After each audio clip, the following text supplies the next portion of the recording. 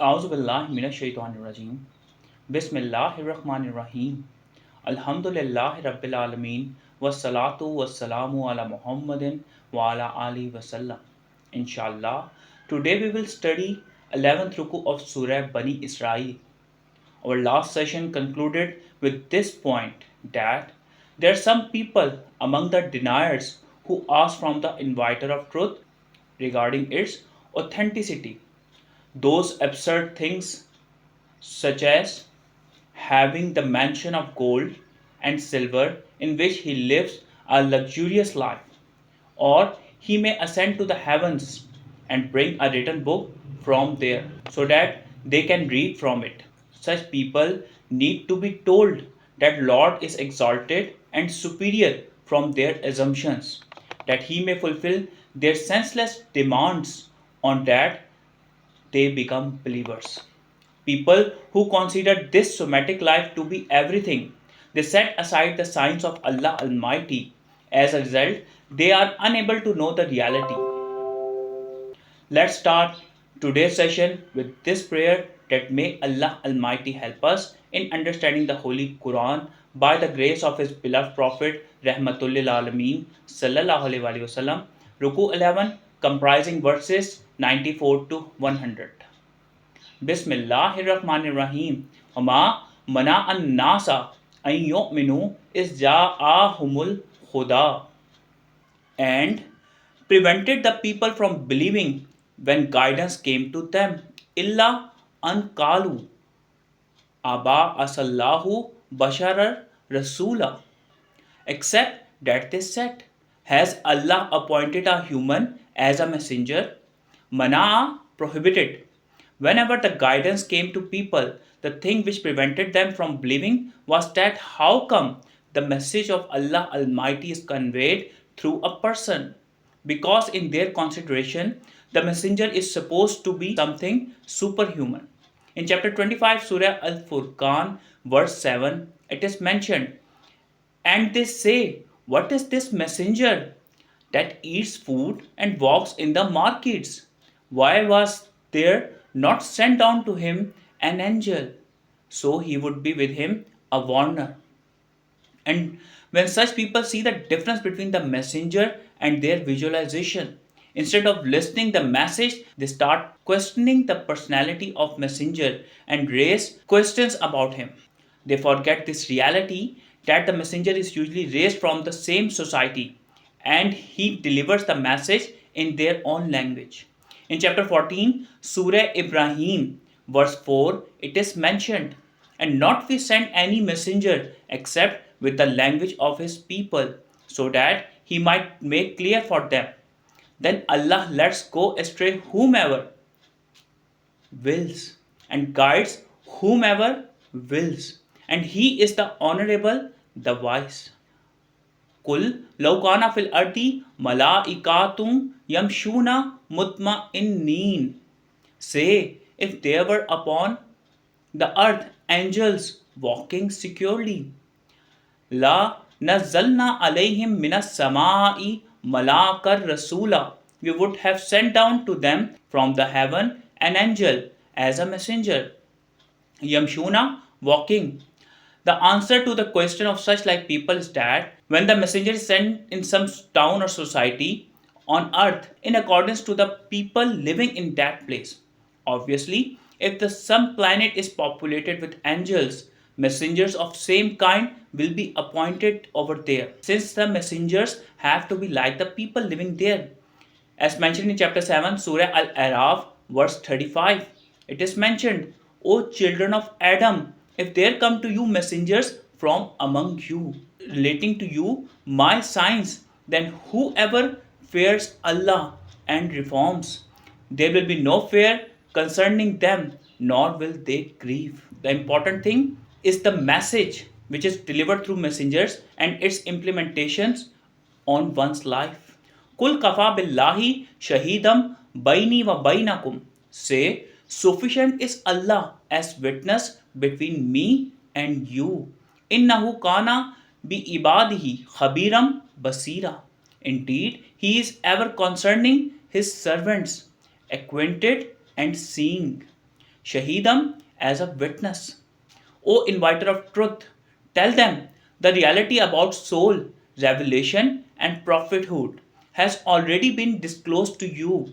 Even then, if you don't believe in the divine revelation, that is the Holy Quran and the Holy Prophet Sallallahu Alaihi Wasallam, then I have no authority upon you. Allah Almighty is witness upon us. I have delivered the message of Allah Almighty to you without any amalgamation. Now its acceptance and rejection rests with the person himself. Allah Almighty is fully aware of the actions of His servants and is watching them. وَمَن يَهْدِ اللَّهُ فَهُوَ الْمُهْتَدِ. And whoever Allah guides, so he is the guided. وَمَن يُضْلِلْ فَلَن تَجِدَ لَهُمْ أَوْلِيَاءَ مِن دُونِهِ. And whoever he lets astray, then you will never find for him any ally besides him. وَنَحْشُرُهُمْ يَوْمَ الْقِيَامَةِ عَلَى وَجُوهِهِمْ أُمْيٌ وَبُكْمٌ وَصُمٌّ. And we will gather them on the day of resurrection, on their faces, blind, dumb, and deaf. مَأْوَاهُمْ جَهَنَّمْ, their abode is hell. كُلَّمَا خَبَتْ زِدْنَاهُمْ سَعِيرًا.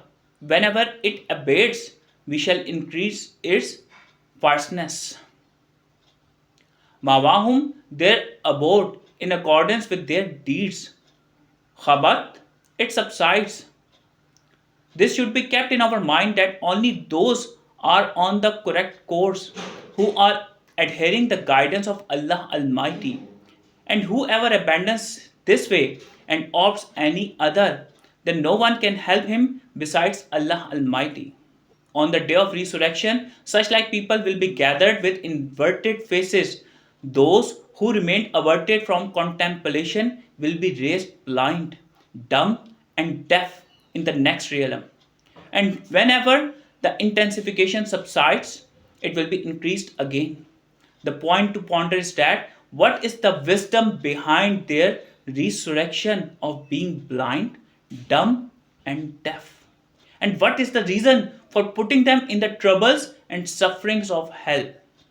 Zalika jazaohum bi annahum kafaru bi ayatina.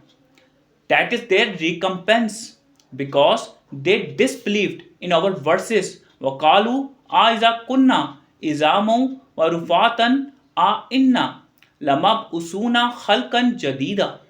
And they said, when we are bones and crumbled particles, will we be raised up to be a novel creation? Jadidan, new. To create something into new form without changing its basic attributes. The reason behind putting them in the intense pain and chastisement is that they denied the signs of Allah Almighty, disobeyed the messenger, and refuted this veracity that they should be resurrected in a new form after death, so that they would taste the result of their deeds. This reality has been disclosed in chapter 17, Surah Bani Israel, verse 49. Translation is, and they say, when we are bones and crumbled particles, will we be resurrected as a new design?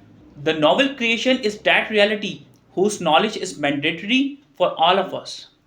Avalam yarau anna Allah allazi khalaqa samawati wal ard. Do they not see that Allah who created the heavens and earth, qadirun ala an yakhluqa mislahum, is able to create the likes of them? Waja alalahum ajalal la raiba fi. And he has appointed for them a term about which there is no doubt. Fa abaz zalimuna illa kufura. But the wrongdoers refuse except ungratefulness. Raiba, disquiet. Now the difference between shak or suspicion and raib or disquiet is that suspicion is related to outside while disquiet is related to inside.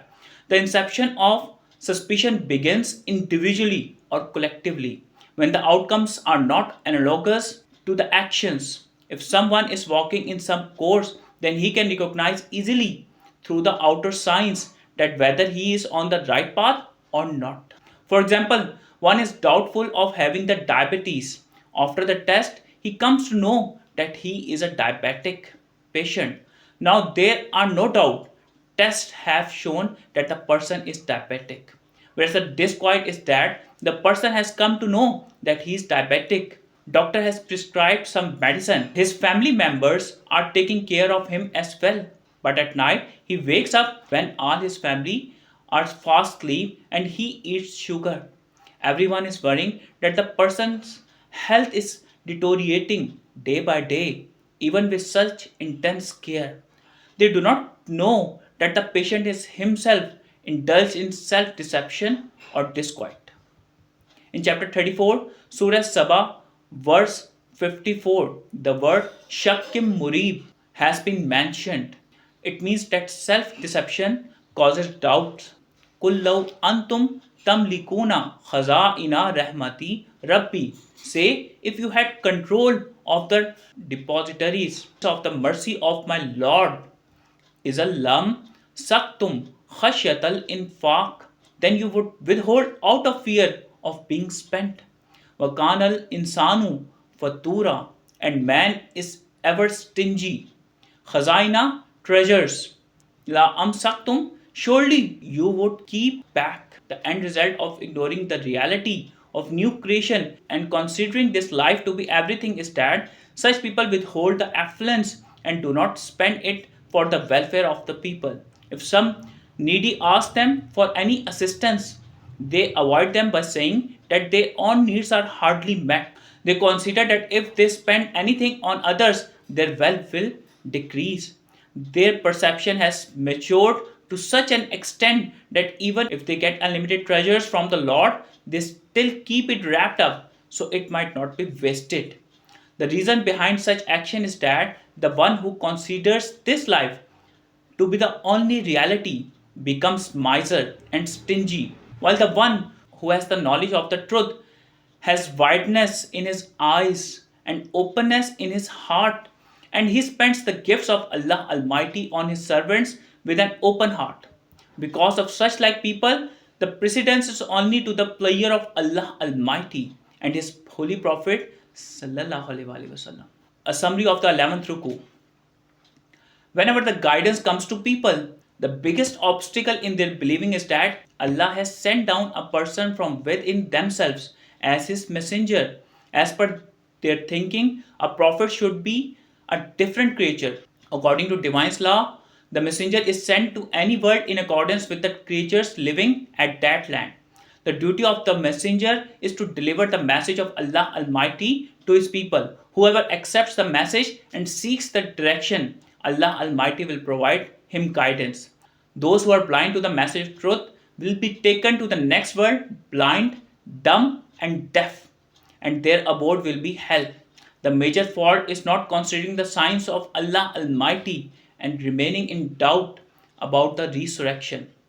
The result of considering the present life as everything is that those who turn their backs from the truth keep the wealth and affluence wrapped up and do not spend it for the goodness of the creatures of Allah Almighty. May Allah Almighty help us in understanding the Holy Quran by the grace of His beloved Prophet Rahmatul Alameen Sallallahu Alaihi Wasallam. Sadaqallahul Aliyul Azim Sallallahu Ta'ala ala Habibihi Muhammadin wa ala alihi wasallam.